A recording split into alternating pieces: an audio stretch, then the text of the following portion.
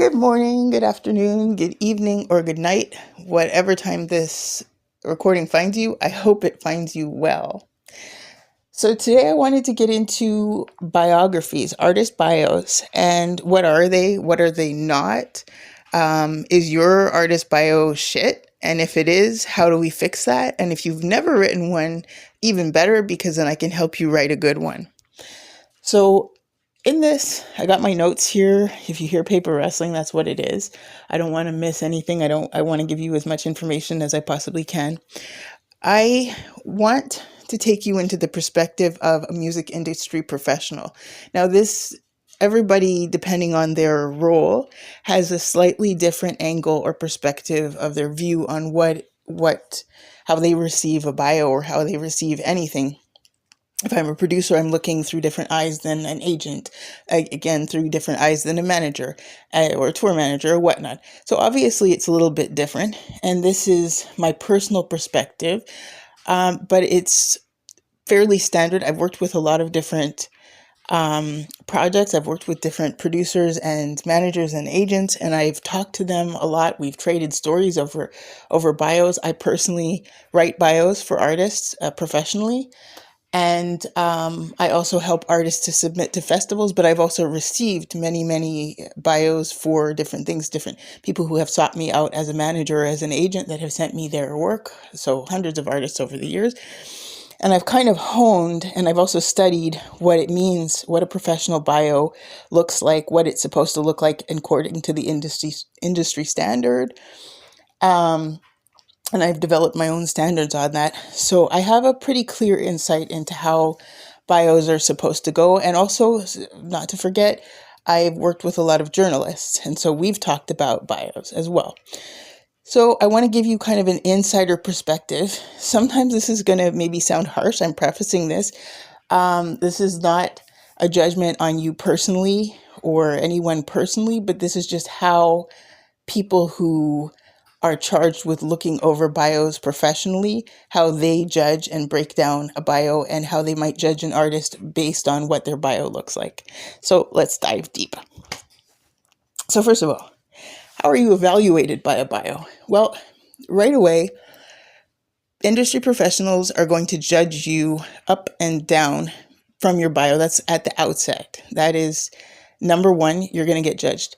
So the basis on which somebody, I'm going to use myself first and foremost, how I would judge somebody who sends me a bio is first I'm looking at the overall. I'm just going to scan it overall for a second, not even with it reading anything, and see what does the picture look like. Does the picture look professional?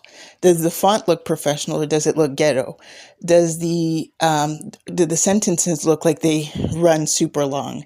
Do I see misplaced grammar or punctuation? Is it written in the first or third person? These are all things, and there's kind of a science behind each one of these things. So for example, if I see that the pictures are ghetto, even I'm fine with pictures that have been taken by someone's phone that's like practically a selfie, but like an artistic selfie. I can tell the difference but if it's done well, that's not a problem. For me, it doesn't matter. It's not that you have to be some wealthy artist. I'm not necessarily expecting that you have the like team behind you that Rihanna has. It's not about that. But I want to know that your pictures look professional, that if I took your bio right away and sent it to anybody, that I wouldn't have to be like, well, this person's good, but they got a lot of potential, but you can see the super ghetto. I want to be able to see pictures that are clear, that show you either performing, or maybe it's the picture from an album jacket, but it's presentable, it's professional, the angle is good. So I can immediately get a sense of who you are as an artist just from that one photo. Then next, as I'm reading, I'm going to look. Number one, I'm going to scan it. Do you have long run-on sentences? Is the grammar and punctuation good? Because if I'm seeing that you've got shitty grammar and shitty punctuation, to me, it tells me that one, you're negligent because you're not investing in like using a simple spell check or whatever. It shows that you don't have attention to detail. And then right away in my mind, if you don't have attention to detail in your bio, are you going to have attention to detail in whatever else we're working on? If I'm a festival programmer, and I see that you don't have even attention to detail, that you didn't take the time to write or have a proper bio written for yourself, how are you going to be when you perform? Are you going to be lax and lazy and unruly on stage? Are you like, to me, there's a certain standard of professionalism that a person has to have, and that comes through straight out in the bio first. So those little things, while they may be small, they are fairly large, because especially this day and age, people have the ability with things like Grammarly and all kinds of other tools for editing to edit stuff. And even if you're not an English speaker or whatever language you're submitting your bio in, if that's not your native language, you still have the ability to make it look tight just with the stuff that's available. So if you're not taking the time to invest in just those simple things, to me already that shows you that you're negligent, and then I have questions. So that's one. Another thing that I see a lot that right away turns me off is people who have this like hero's journey in their biography, that they think that an artist bio means that it's documenting their struggle and their come up and their glow up. And like, no, that's not what it's about. It's really just to show what your body of work is, so that anyone who's interested in hiring you knows who you played with, where you've played,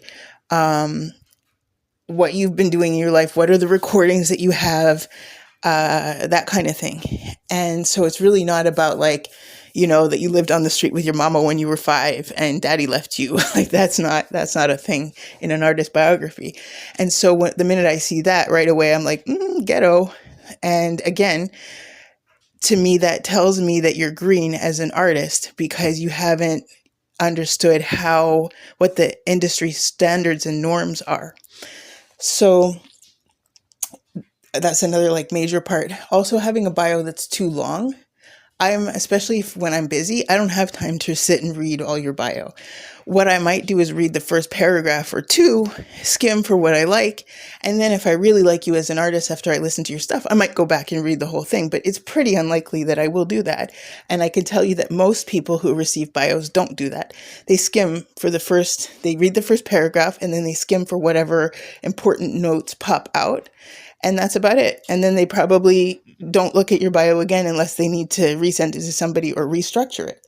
So having a long bio is not going to help you in any way. Let me see what else. Again, in line with that is adding too many superfluous details. Like, a lot of people think that they have to list every single place that they played, every single accolade that they've had. No, you just need 4 or 5 of the major important ones that stand out, that will catch someone's eye. And if you haven't done anything yet, don't worry. I'm going to help you figure out that part. Let me see. So, how do you make a good bio? What does a good bio look like? Well, first of all, to understand a bio, what it looks like, one thing you have to differentiate between is a bio and a press release, because these are two different things. A bio is something that really gives a resume of your body of work, of your professional music life, as quickly as possible. Whereas a press release is something that is announcing a fixed time, something that's fixed in time. Either it's an event, or it could be a product that's coming out. It could be your album that's coming out, but it's a release press. So it's aimed to the media, but you can send press releases out to anyone. But it's basically a bulletin with all the important notes that are very visible to attract the person who's reading it and give them the maximum amount of information in the shortest amount of time, so that they know, okay, such and such a thing, an event or a release is happening at this time, at this place, at this date. And I can, with all this information, I can either report on it, I can send it out to other people, I can tell other people about it. But however, I have all the information I need about this one event. Whereas a biography is different.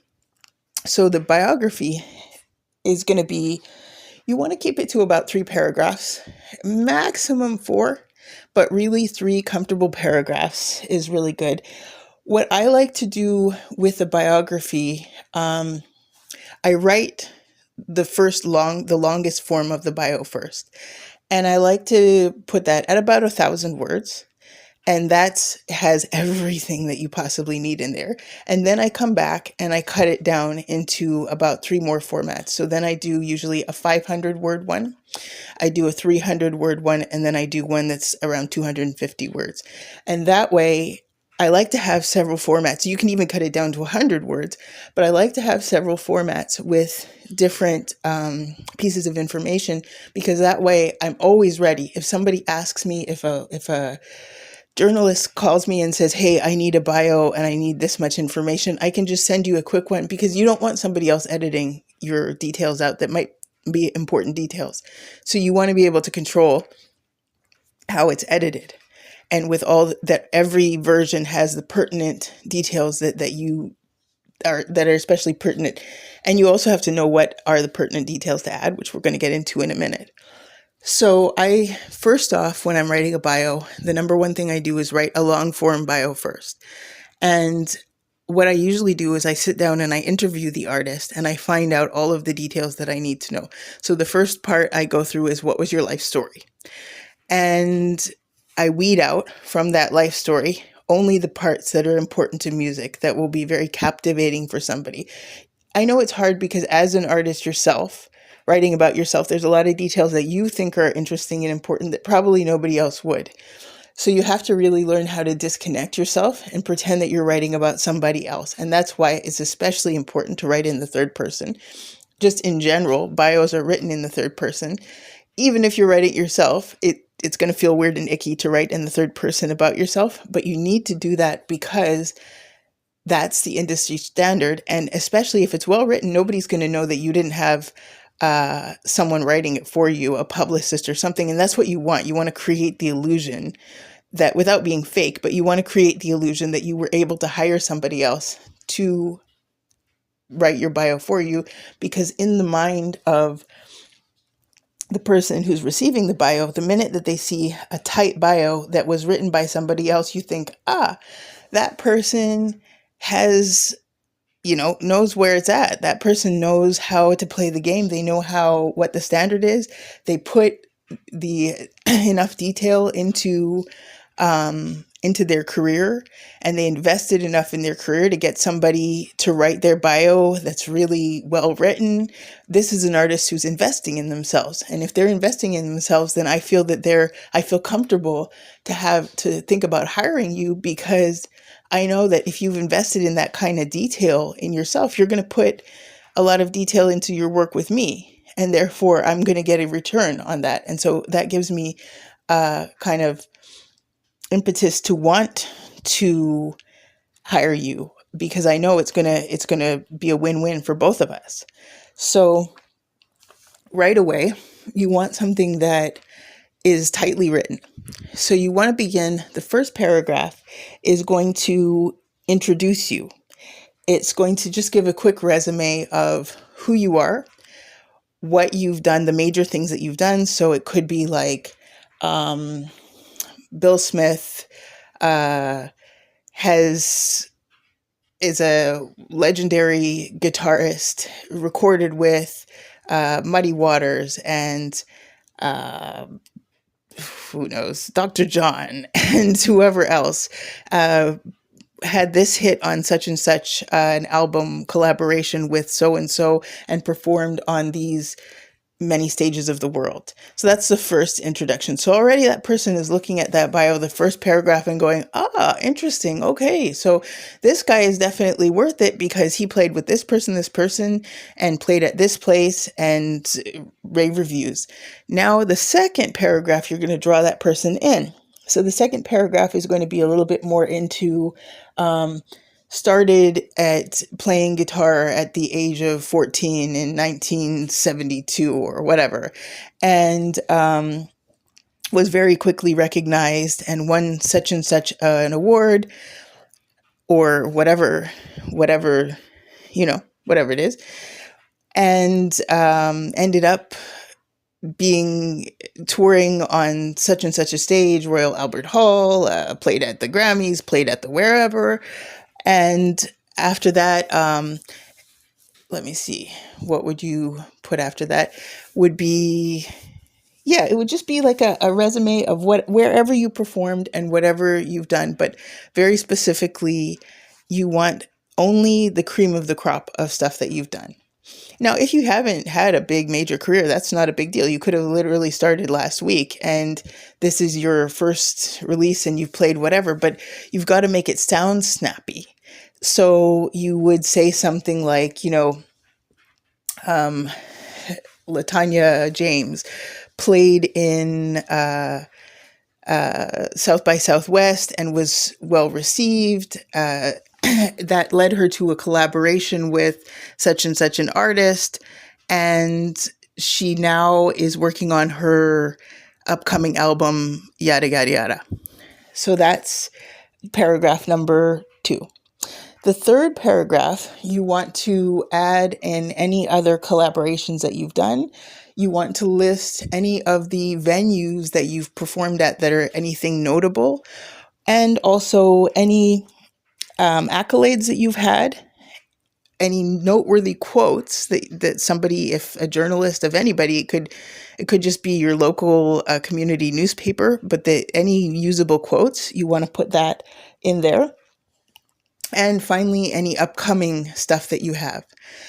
Now, what I like to do, I like to bold and italicize certain, or italicize, I guess it would be, any of the major names of any artists that you've collaborated with. I italicize and make it bold, the names of the venues that someone performs at, and also the name of any album or song, and I put them in quotations.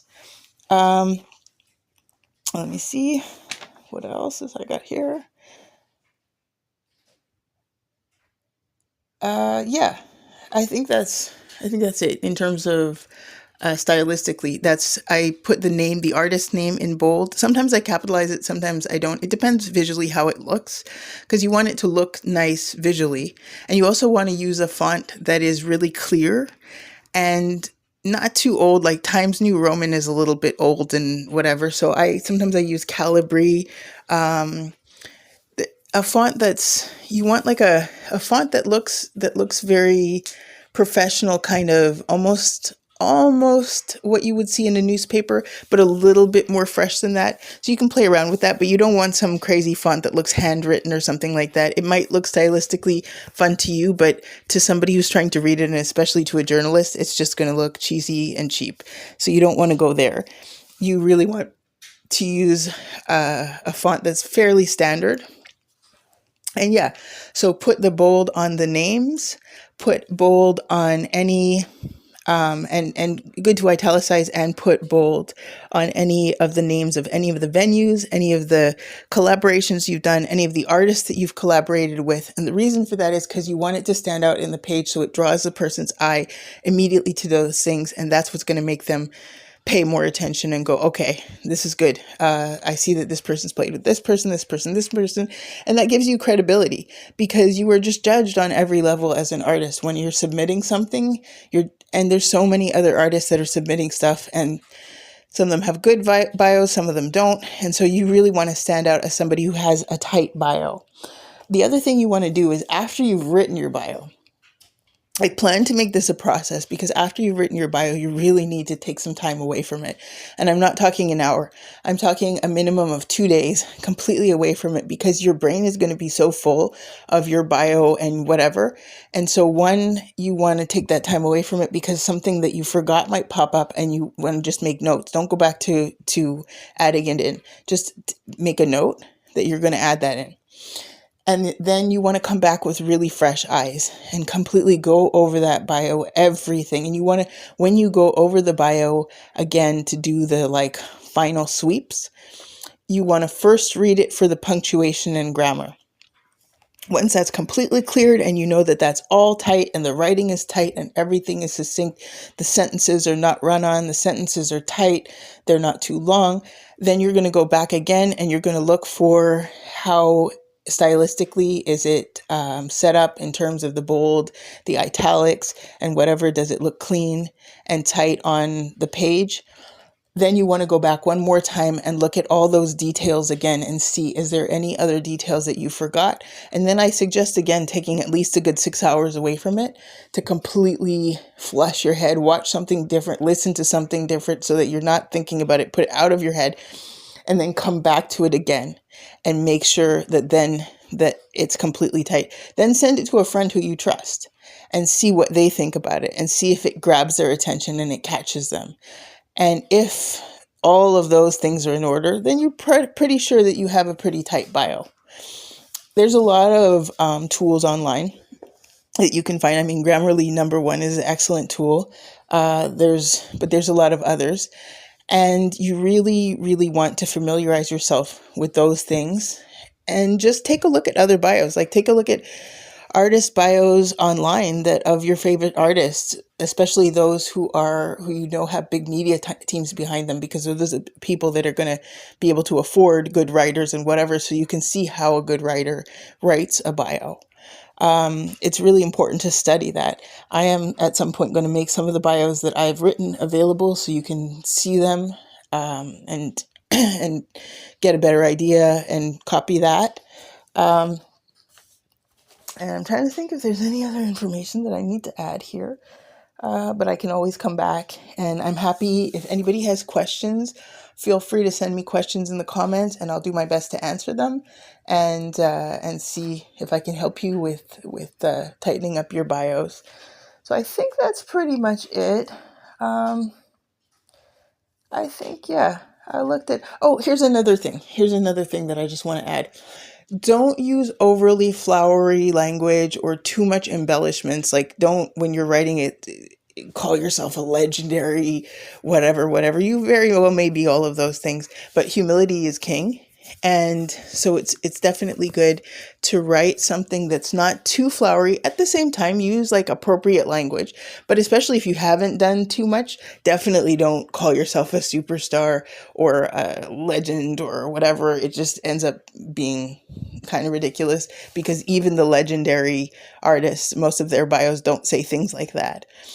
So just moderate language, but obviously giving yourself the appropriate amount of flowers. Like, if you won something, definitely it's fine to call, especially the venues that you performed at, call them prestigious. So for example, if you played at the Grammys, just say was able to play at this prestigious event or this prestigious Apollo Theater, one of the very prestigious theaters of the United States. The other thing is, think of who you're writing your bio for.